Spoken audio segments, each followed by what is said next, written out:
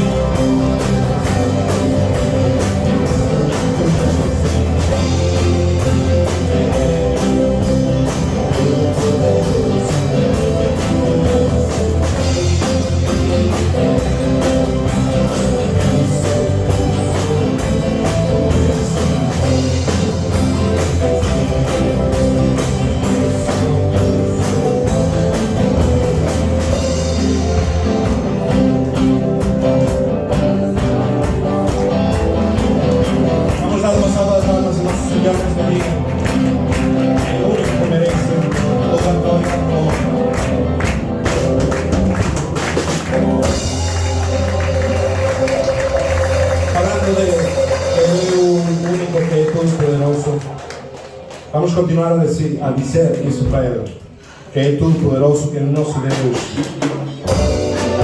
é único, que consegue fazer tudo.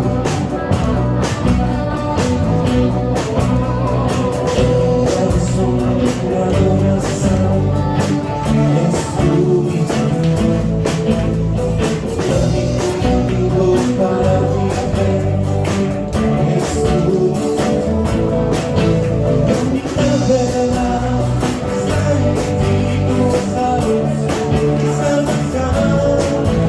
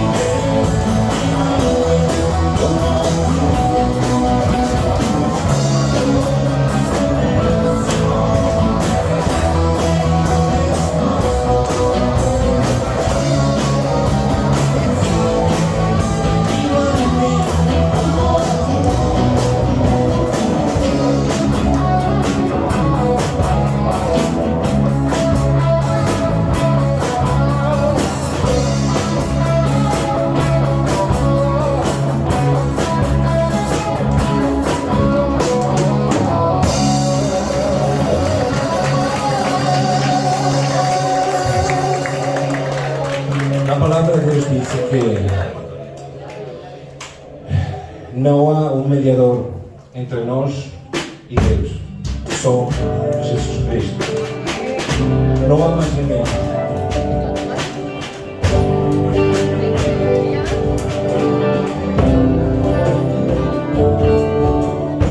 Seas mi Jesús,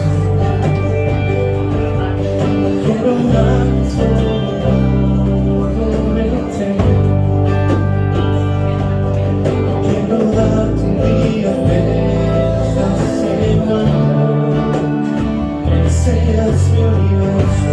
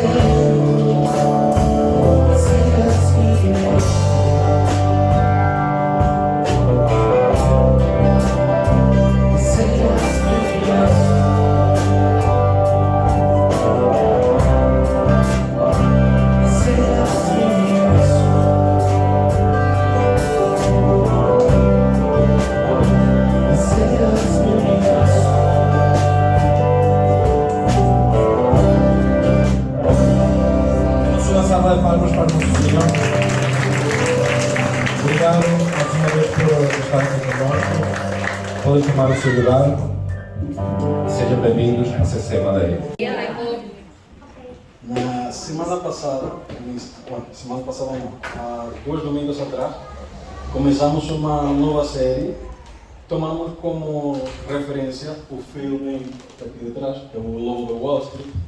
Lembremos que é um filme que está interpretado, o protagonista basicamente é Leonardo DiCaprio, onde faz vida ao personagem do Jordan Belfort, e o que reflete basicamente este filme é uma vida cheia de excessos, luxúria, drogas, ganância, etc. E o homem que pensava que tinha basicamente tudo.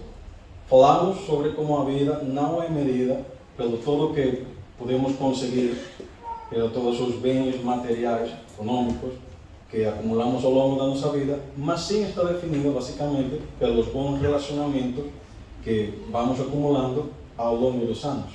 Okay? E também é importante salientar que falamos que nossa vida tem que ser um reflexo de integridade ao longo do caminhar nesta terra. Aprendemos também que devíamos cultivar o espírito de contentamento entre nós, e mais que somos uma grande família em Cristo, devemos ter sempre um bom relacionamento com cada um dos membros da igreja. Então, queremos continuar nossa série basada nesta parte 2, que é a ética. Mas primeiro é preciso percebermos o que é a ética. A ética basicamente parte da filosofia responsável pela investigação dos princípios que condicionam, motivam, distorcionam, disciplinam, orientam o comportamento humano. Refletindo, em essência, o corpo do respeito das normas, dos valores, as prescrições, exortações presentes em qualquer realidade social. Agora, a ética cristã basicamente reside no mesmo, mas com os princípios cristãos, conforme as ordenanças de Jesus Cristo no passo por la terra, que basicamente é o Evangelho. Por outro lado, vem uma boa ação que está intrinsecamente presente em nossas pessoas, que está intrinsecamente presente no nosso relacionamento na igreja. Lembremos que o ensinamento cristão é basicamente um ensinamento que está condicionado à semelhança de Cristo, que tem a semelhança com Deus. Basicamente também no Provérbio 16, capítulo 16, versículo 11, a Bíblia nos insta a atuar sempre com justiça e procurando sempre uma melhor receptividade da ética entre nós. Então, Provérbios 16, 11 diz: balanças e pesos honestos vêm do Senhor. Todos os pesos da bolsa são feitos por Ele. A ética cristã também está bem resumida no livro do Colossenses, capítulo 3, versículo 3 ou 6, que diz: pois vocês morreram, e agora a sua vida está escondida com Cristo em Deus. Quando Cristo, que é a sua vida, for manifestado, então vocês também serão manifestados com Ele em glória. Assim, faça morrer tudo o que pertence à natureza terrena de vocês: imoralidade sexual, impureza, paixão, desejos maus e a ganância, que é idolatria. E por causa dessas coisas que vem a ira de Deus sobre os que vivem na desobediência. Agora, mais que uma listagem das coisas boas e más, as coisas que podemos e não podemos fazer, a Bíblia é basicamente um manual que demonstra uma guia e a boa maneira de ter uma vida com propósito, integridade, que nos aproxime cada dia mais ao nosso Senhor. Tenho também a convicção que o Espírito Santo, que mora sempre no meio de nós, tem o poder para orientar-nos em uma direção que nos permita viver cada dia mais perto dele. De facto, em João capítulo 14, versículo 26, diz: mas o Conselheiro, o Espírito Santo, que o Pai enviará em meu nome, ensinará a vocês todas as coisas e fará vocês lembrarem tudo o que eu disse. Amém. Então, quando nós oramos e pedimos ao Senhor que nos oriente nas nossas decisões, no nosso atuar, no nosso reagir dia a dia, o Espírito Santo nos vai dar a guia sobre o qual devemos caminhar para viver uma vida conforme ao coração de Deus. Agora, voltando à história do filme O Lobo do Wall Street, o Lobo do Wall Street basicamente mostra uma cultura que está focada, como falamos no começo, numa vida gananciosa que a qualquer preço, sem qualquer consideração pela legalidade ou moralidade, pode levar às práticas questionáveis e, em uma última análise, à queda. Lembremos que Jordan Belfort, o personagem do filme, basicamente vendeu ações baratas a pessoas, milhões de pessoas, investidores pobres. Para conseguir isso, bastou só recrutar um grande número de pessoas que estivessem tão dispostos como ele, que não tivessem escrúpulos como ele, para basicamente vender ações que eram falsas, não eram ações que estavam sustentadas no meio da bolsa, nem muito menos. Simplesmente era fazer crer às pessoas que estavam fazendo parte de um grupo elitesco em ações que simplesmente representavam um número vazio. Então, na Bíblia também encontramos histórias que nos fazem perceber como a ambição, a codícia desmedida e a falta de ética trazem consigo a ruptura de um bom relacionamento com Deus, graves consequências que inclusive carregam consigo até a morte. Nós perguntamos até a morte? Sim. De facto, a Bíblia também deixa evidência na história do Ananias e a Safira, nos livros dos Atos, capítulo 5, del 1 ao 11, se quiserem ler em casa. E também para orientarmos um pouco neste contexto bíblico desta história, é importante lembrar que a Bíblia, ao longo desde o Gênesis até o Apocalipse, para poder perceber a Bíblia temos que sempre perceber o contexto bíblico e o tempo da história do qual se está a estudar.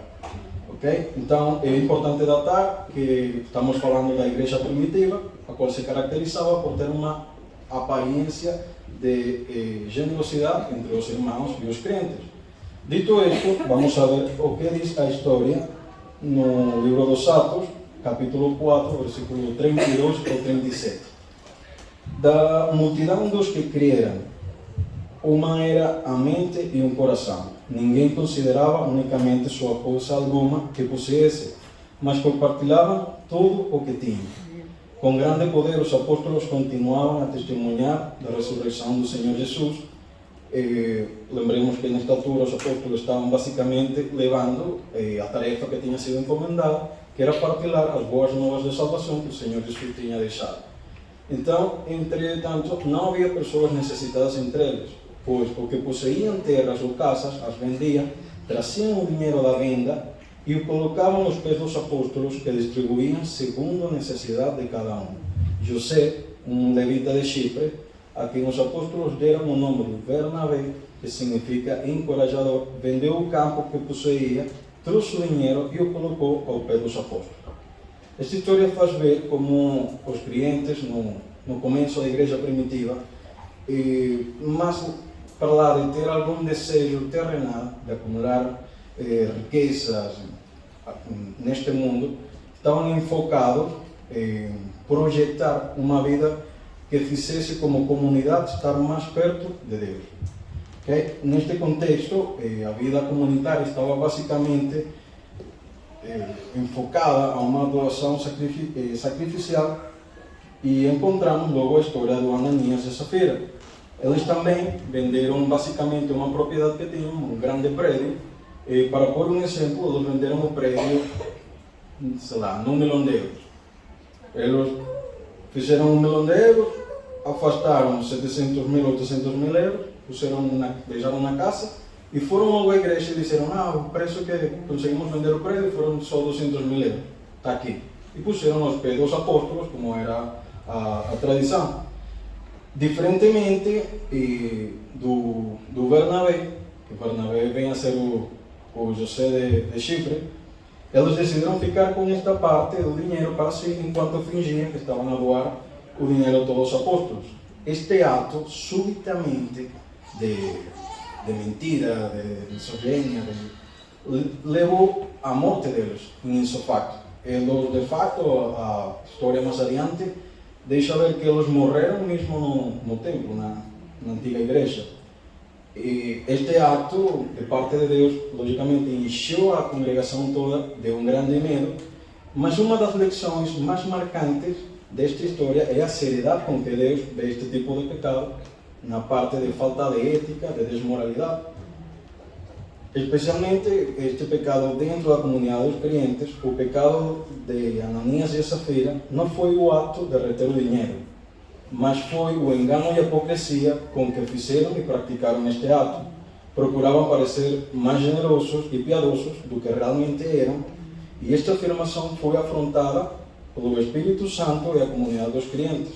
De facto, vemos também mais adiante na história que o apóstolo Pedro confrontou Ananias nos Atos, capítulo 5, do 3 ao 4, que basicamente diz: então perguntou Pedro, Ananias, como você permitiu que Satanás enchesse o seu coração ao ponto de você mentir ao Espírito Santo e guardar para você uma parte do dinheiro que recebeu pela propriedade?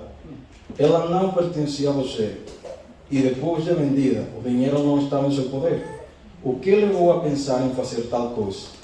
Você não mentiu aos homens, mas sim mentiu a Deus. Esta passagem enfatiza que o pecado não é apenas uma violação da confiança humana.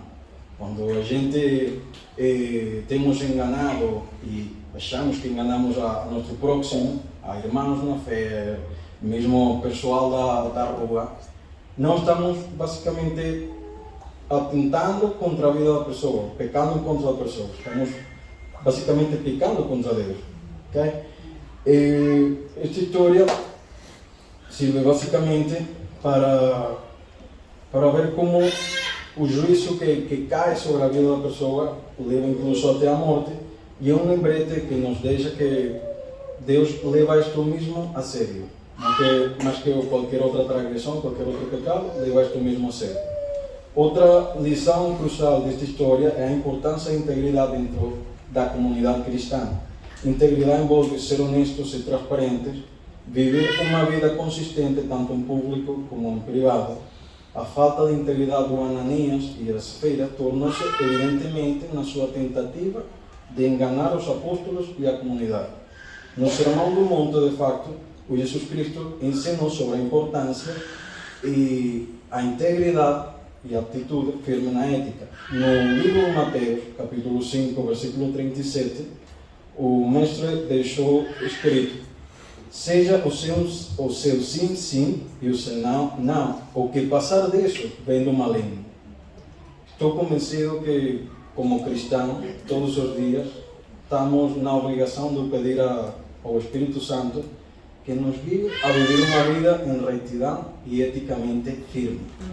Lembremos também que uma das características mais importantes de uma pessoa com ética é que não se deixa corromper por nada nem por ninguém. São pessoas que os seus princípios e os valores não são negociáveis. São pessoas que não estão dispostas a desistir dos seus ideais por nenhuma causa ou situação terrenal.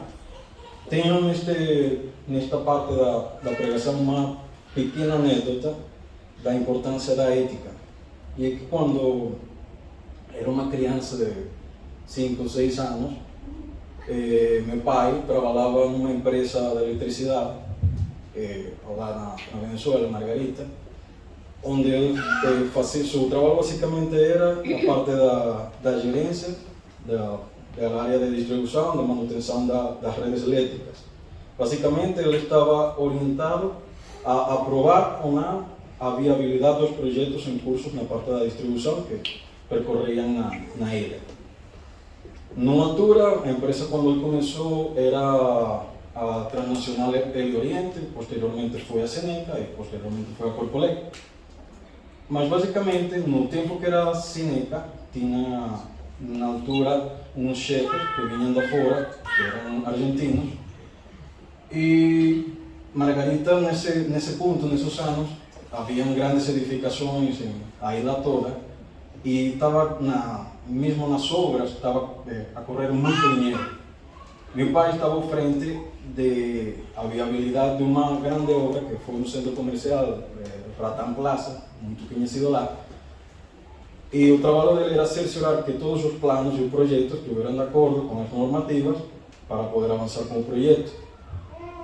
Dito isto, meu pai começa a estudar o projeto, começa a analisar tudo, ele dá de conta que os princípios ao nível de engenharia que se estavam a aplicar não eram os certos e que a obra, portanto, não tinha cumprido com todos os avais para poder continuar adiante. Passam os dias, meu pai passa este parecer aos superiores dele e diz a obra não cumpre com a viabilidade, portanto está denegada o desenvolvimento da obra. Meu pai, posteriormente, é chamado o escritório com o chefe, está argentino, e basicamente ele plantea, ele diz, o pai também chama-se Reiko, e Reiko, sabemos que basicamente eres uma pessoa que está recém-graduado, tens 4 ou 5 anos de experiência, não mais do que isso, sabemos que tens um filho pequeno, estás a pagar uma casa a rascas, e basicamente queremos ajudar-te. Então deixa que nós te ajudemos. Qual é a ajuda? Tu vais aprovar o projeto, vais pôr tudo direitinho, como se estiver tudo em ordem. A gente vamos te dar um apartamento, além do apartamento vamos te dar uma carrinha nova. Não vais pagar nada. Simplesmente tens que pôr tu firma, que estás de acordo com o projeto todo, para avançar. Meu pai, como eu disse, tinha seu trabalho, além disso trabalhava até meia-noite, fazia doble turno todo, para poder conseguir, como a gente diz, chegar até o fim do mês. Minha mãe na altura também estudava, tudo isso. E a resposta do meu pai foi um rotundo não. Parou-se do escritório, da secretária neste caso, saiu, agradeceu pelo tempo e foi embora. Isso para mim trouxe uma grande ensinança. E é que com esta lição eu aprendi do meu pai, fiquei convencido que ao sempre fazer o correto é o único caminho certo que traz sempre as bênçãos e as coisas boas para a nossa vida. Amém. Meu pai, logicamente, ao sair do escritório, ficou demitido, assim, desempregado. Lembro-me claramente, apesar de ser uma criança muito pequena, lembro-me desse dia, meu pai chegar a casa, ele ficou, me lembro, encostado numa porta, falar para a minha mãe, eu fiquei desempregado. Ah, mas o que passou? O papai conta o que se passou. E lembro-me, mais para lá do conto todo, a cara do meu pai era de satisfação. Eu disse, eu sei que meu pai não era cliente na altura, para nada, mas lembro-me da cara dele de satisfação de ter feito o que era correto. De facto, que nasceu disto, lembro-me que na minha casa, no passado nunca fomos milionários, nunca fomos ricos, nem muito menos. Mas nunca faltou nenhuma coisa na minha casa. Nunca. Deus não permitiu que nenhuma necessidade ficasse sem ser respondida. Deus, até a data de hoje, tem previsto em todas e cada uma das coisas.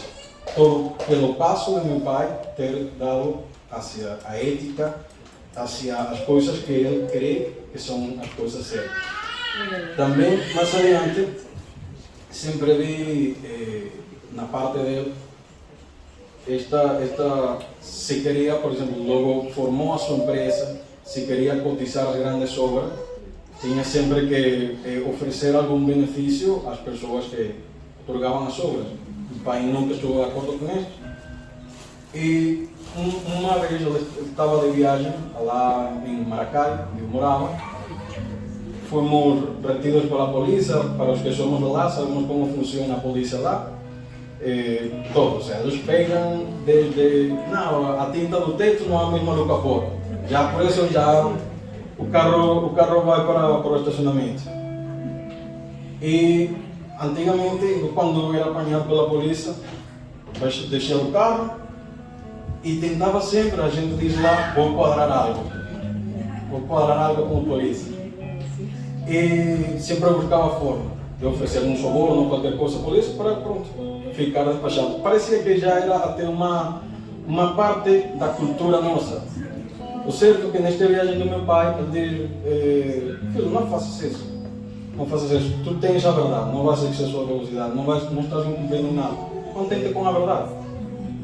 Comecei a fazer isso e E posso garantir que 90% das vezes que eu era parado ou apanhado porque a polícia queria qualquer coisa, o carro nunca foi levado para o estacionamento. E, a parte disso, sempre ficava na minha posição. Quando a polícia dizia, não, dá, não sei lá, 10 dólares, 20 dólares, e vas embora para casa. Não, que vamos levar o carro, leva o carro.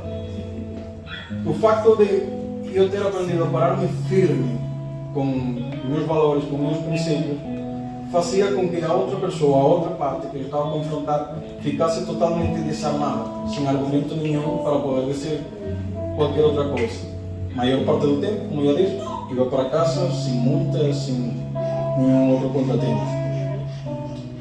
Surpreendentemente, após isto, só ter aprendido a não pôr a venda os meus princípios e perceber que a minha ética também não é negociável. A integridade é fundamental, irmãos, para que a confiança em qualquer comunidade possa ser desenvolvida, especialmente na igreja. Quando os membros da comunidade agem com integridade, é promovido um ambiente de confiança, de amor, de abertura, do apoio mútuo. Por outro lado, o engano e a hipocrisia corroem a confiança e podem causar danos significativos, não só na comunidade, sino também na sociedade. Cabe salientar que a história do Ananias e Safira serve como um aviso de que todos os crentes que viveram uma vida de integridade, garantindo que as nossas ações estejam alinhadas às crenças que professamos, a história também destaca o papel do Espírito Santo na vida da igreja, e o confronto do Pedro que tuvo com Ananias revela que o Espírito Santo é uma presença ativa e perspicaz na comunidade. O Espírito Santo basicamente não deve ser entristecido ou enganado. De facto, também o apóstolo Paulo, na carta que relatou aos Éfesos, deixa em evidência no livro dos Efésios, em capítulo 4, versículo 30, diz: não entristeçam o Espírito Santo de Deus, com o qual vocês foram selados para o dia da redenção. Lembremos que o Espírito Santo é a guia que nos convence, nos capacita, nos insta todos os dias a seguir adiante. A consciência da igreja primitiva da presença do Espírito Santo levou um alto senso de responsabilidade e reverência para com Deus. Esta história nos lembra que o Espírito Santo está sempre presente no meio de nós, no meio das nossas decisões, e que as coisas que pensamos que não, eu fiz isto e ninguém veio, lembremos que sempre o Senhor veio. E assim como tentamos fazer todas as coisas para agradar o coração de Deus, da mesma forma temos que fazer sempre qualquer coisa, qualquer decisão importante que estemos próximos a tomar, por diante do coração de Deus, e saber que se agrada o coração de Deus, é bom para Deus, e portanto, se é bom para Deus, é bom para nós. Amém. Somos chamados também a viver de uma forma que honre ao Senhor, e estando consciente da sua orientação e da convicção em nossas vidas. Também bem é sabido, como diz a palavra, que a paga do pecado é a morte. Vimos o caso do Ananias e Safira. Também é sabido que Deus honra os que lhe honram. Amém. E nesta semana, quando estava acabar de estudar esta mensagem e fazendo minhas anotações, tudo isto, pensei por um momento em deixar esta mensagem até esta parte. Mas logo estava a ouvir um sermão de um pastor muito conhecido, e logo reparei que há muitos outros exemplos da etidade, da ética, não só na parte profissional, senão na parte dos relacionamentos na Bíblia. De facto, está a história dos irmãos Jacó e Esaú. A história é muito interessante, data no livro de Gênesis, capítulo 25, se vocês quiserem ler em casa. Mas um breve resumo foi que o Isaac e a Rebeca tiveram 2 filhos gêmeos falsos, que foram o Jacó e o Esaú, sendo Esaú o primogênito, pois nasceu primeiro, minutos mais, mas nasceu primeiro, e o Jacó o filho menor por defeito. Lembremos que Esaú, o filho mais velho, era um homem do campo, caçador, era um homem que todo aquilo que caminhava comia, era incrível, fazia espetadas aos domingos na serra, tudo. Mas não vivia conforme o coração de Deus, embora que tinha nascido num lugar que louvava o Senhor, decidiu desde o início afastar-se disto. Por outro lado, o filho Jacó era um filhinho da casa. Ia ao cabeleireiro com a mãe, portanto, este filho era o preferido da mãe. E Deus tinha também complacência nele, pois era um homem que, desde que era criança, buscou sempre estar próximo do coração do Senhor. Mas Jacó também desejava fortemente a primogenitura, que por norma judia pertencia ao seu irmão, ao Esaú. Um dia, Esaú regressa do campo com muita fome, cheio de fome, e Jacó tinha cozinhado um prato de lenteja. Esaú, cheio de fome, diz ao seu irmão que dê um prato para ele, ao que o irmão Jacó responde: eu sou do meu prato de lenteja, se trocar, como se diz? Lentilha. Isso mesmo. A câmbio, em troca, da tua primogenitura. O homem, Esaú, homem do campo, cheio de fome, diz: vamos lá, está bem, está feito. Ficou com o prato e o outro ficou com a primogenitura. Um dia, o pai Isaac, já bastante velho, já estava numa altura que já estava seco, estava na fase final de passar para o outro lado. Deixa saber que teria que dar finalmente a bênção ao filho mais velho. Como falamos, além da bênção da primogenitura, que era o filho mais velho, também ia contar com a bênção do pai. E a bênção do pai trazia consigo uma série de coisas. Era o filho que, nesta cultura, mais herdava propriedades, coisas todas. E além disso, ficava com o patriarcado da família, do povo e tudo isso. Mas lembremos também que, como a mãe, a Rebeca, tinha preferência pelo filho Jacó, a mulher ideia um plano para o Jacó ficar com a herança e com a bênção do pai. Ela diz: filho, vais buscar 2 animais, vais trazer para ele, cozinhar para teu pai e para ti. Logo vais vestir a roupa do teu irmão, vais pôr ao pé do teu irmão e vais ir a levar o comer a teu pai. Acto seguido disto, o homem vai, leva a comer ao pai, engana o pai, imagino que falaria com a mesma voz do irmão, não sei. E o pai dá a bênção ao filho, ou seja, a trampassar. Pronto, passa isto, o Esaú volta do campo. Quando volta, repara de tudo isto, enfureceu-se e jurou que iam matar o irmão. Basicamente, para fazer a história longa mais curta, o Jacó tem que fugir, está muitos anos na clandestinidade, sumido nisto por a sua falta de ética, por não saber coincidir com a ideia do que a mesma lei que ele dizia que amava se tinha que cumprir, que era que seu irmão ficasse com a primogenitura. Passam os anos, presumo que o Jacó começa a ficar com muitas saudades da sua terra, começa a estranhar de pronto a família, o clima da sua terra, não sei. E decide, diz: já tenho muitos anos no anonimato, já estou cansado, vou voltar para a minha terra. Vou confrontar a meu irmão, que seja o que Deus quer. Mas não foi só assim, o homem não foi de valiente ao pé do irmão, não. A Bíblia não deixa saber a quantidade de tempo, mas deixa ver que foi um período de tempo considerável no qual Jacó estuvo sempre a enviar presentes para o irmão. Era gado, era ouro, era tudo. Com o fim que pensava que assim ia suavizar as coisas com o irmão. O homem estava consciente que chegava lá e o irmão, que estava acostumado desde criança a matar, ia matá-lo. Mas, sendo o Esaú a outra cara da moeda do que estamos estudando, quando vê que seu irmão vem da lejania e logra distinguir ele, a palavra diz que foi a seu encontro com grande emoção e abraçou.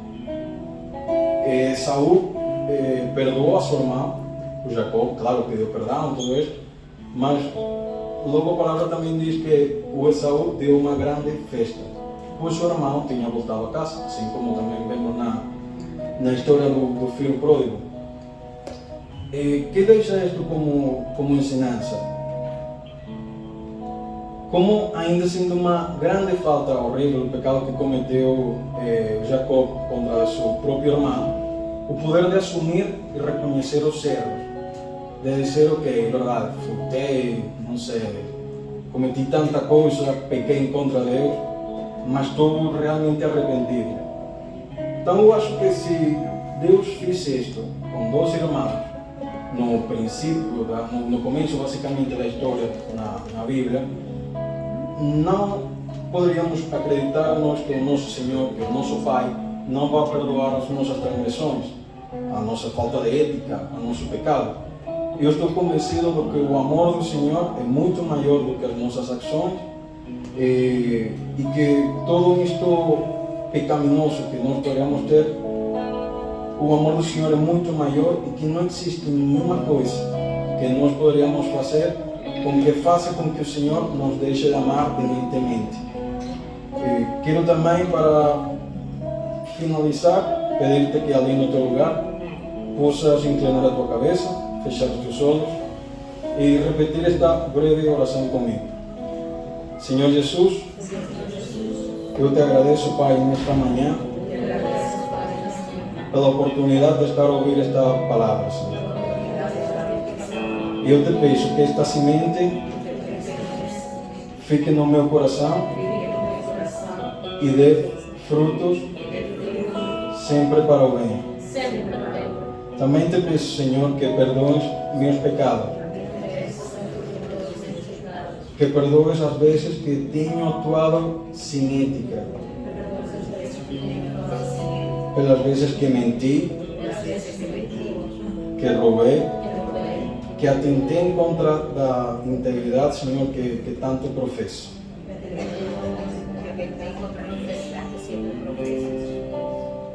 Agora também quero que possam repetir comigo, os irmãos que estão cá pela primeira vez e os que não também podem repetir, sempre faz bem.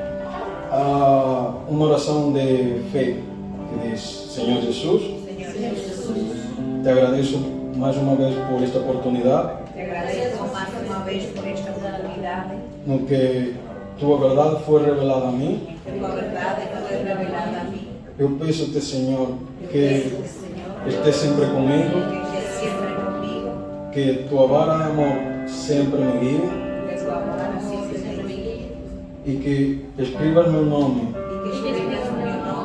no livro dos teus melhores amigos, que não seja apagado jamais. Peço-te isto no nome do Filho, do Pai, do Espírito Santo. Amém. Deus vos abençoe, irmão.